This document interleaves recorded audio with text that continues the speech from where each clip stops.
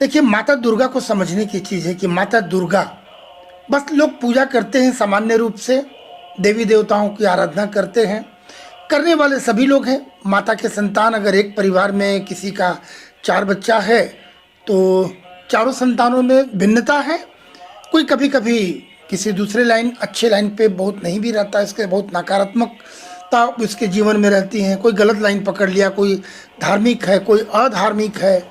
आप देखे होंगे किसी सिनेमा में दिखलाया था, ये 2 भाई हैं तो एक चोर है और एक पुलिस वाला है।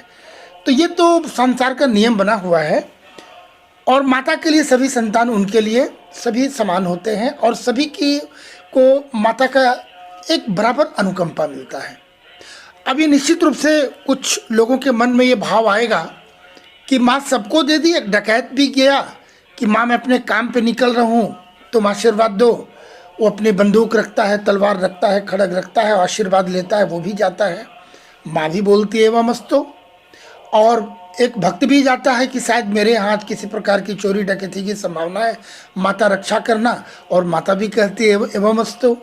अब यहाँ यही आध्यात्म, यही धर्म की शुरुआत होती है।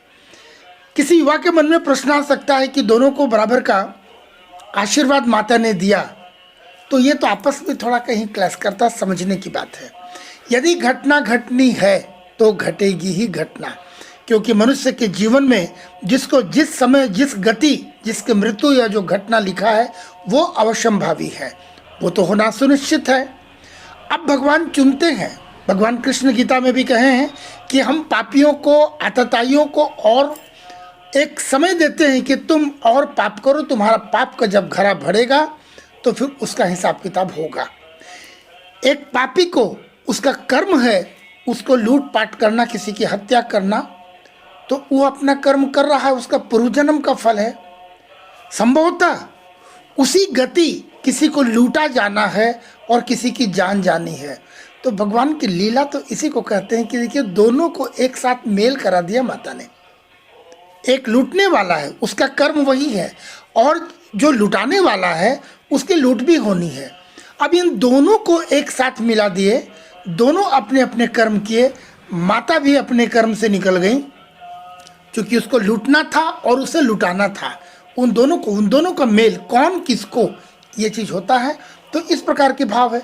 अब ये बात की बात है कि किसका कर्म का फल क्या मिलता है, लूटने वाले को, लुटाने वाले को। लुटाने वाले को हो सकता है उसे दंड मिला भगवान का कि तुम्हारे साथ जाओ, कभी ऐसा हो सकता है उसके भी कोई कर्म रहे हो कभी। और लूटने वाले के लिए तो वो उसका तो गलत है ही, और निश्चित रूप से आपका हिसाब बाद में होगा। अभी देखिए ना, बड़े बड़े माननीय लोग हैं, बहुत राजभोग है अपने जीवन में। एक पक्ष वो भी है, वो फिर जेल में भी है, और हॉस्पिटल में जाकर वो सड़ के गल के उसकी ये लीला भी समाप्त हो जाती है। एक ही व्यक्ति के जीवन में एक बड़े महल प्रासाद में रहा, बड़ी गाड़ियाँ, उसके अंगरक्षक, अकूत धन, और वही व्यक्ति हॉस्पिटल भी जाता है, जेल भी जाता है, मार भी खाता है, उसका मान मर्दन भी होता है। तो एक ही व्यक्ति के जीवन में कितने पक्षों का दर्शन होता है, यानी उसके पूर्व कर्मों का फल है। इसीलिए हम कह सकते हैं कि नेगेटिव पॉजिटिव दोनों टच के लोग हैं पूजा में, और दोनों माता के शरण में जाते हैं, और दोनों को माता का अनुकंपा प्राप्त होता है। उसका प्रतिफल ये फिर बात की बात है, और फिर यहीं से आध्यात्म की और धर्म की शुरुआत होती है।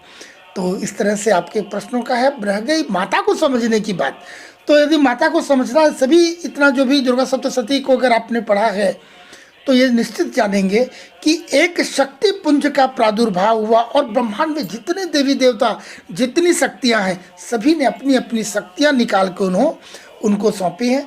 तभी एक महाशक्ति का प्रादुर्भाव हुआ, जिसे हम कहते हैं दुर्गा।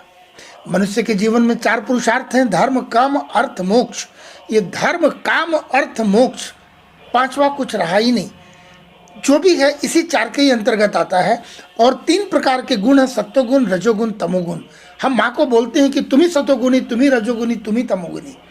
यानी 3 गुण को यदि आपने साध लिया तो आपके 4 पुरुषार्थ निश्चित आपको ये मिल जाते हैं।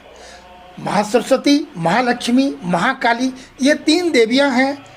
सतगुण, रजोगुण, तमोगुण की क्रमशः ये अधिष्ठात्री देवी हैं। और दुर्गा क्या है, ये समझना है। तो Mahasaraswati, Mahalakshmi, Mahakali is equal to Durga, ये कह सकते हैं उनका एक सम्मिलित रूप है। माता दुर्गा की बात करते हैं तो अगर आप चंडी पाठ करते हैं, दुर्गा सप्तशती का पाठ करते हैं और माँ को यदि आपने आराध्य बना दिया, तो इस ब्रह्मांड में जितनी शक्तियाँ हैं, ये सारी शक्तियों का आपने पूजन एक साथ कर लिया। मन में कभी भाव आता है कि हम तो हनुमान जी की पूजा करते हैं, हम श्री राम को हमारे आराध्य हैं, कभी हम शिव को ध्याते हैं, लेकिन मैं ये कहना चाहूँ कि यदि आप माता दुर्गा को आपने अगर पूजा कर लिया तो आपकी जितनी शक्तियाँ सबों का साधन हो जाता है। इसका तात्पर्य नहीं कि आप दूसरी पूजा न करें।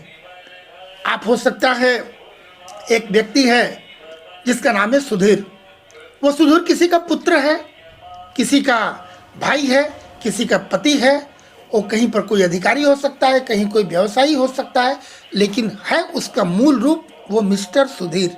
माँ तो माँ है, और इनके अंतर्गत जब हम उस दृष्टि से देखेंगे तो माँ के अंदर में जितनी शक्तियाँ हैं सभी हैं।